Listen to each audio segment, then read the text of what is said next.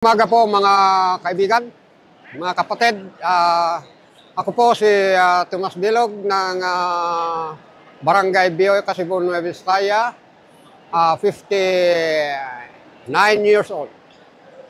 Ako po ay ako po ay nagagalak sa ngayong araw dahil kami ay mga kasamahan ko, kami ay tatanggap ng individual na title.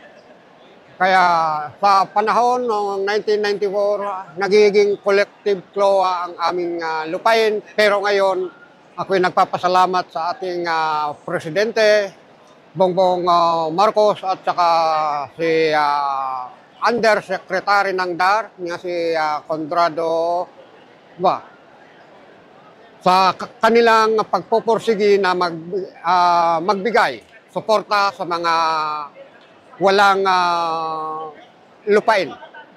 At sana po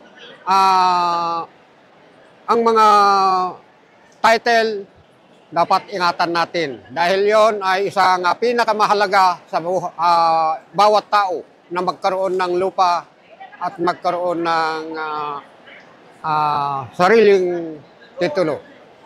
Yon, ako sana patuloy ang pagsuporta ng ating Presidente sa mga pagbibigay ng individual title sa walang lupain.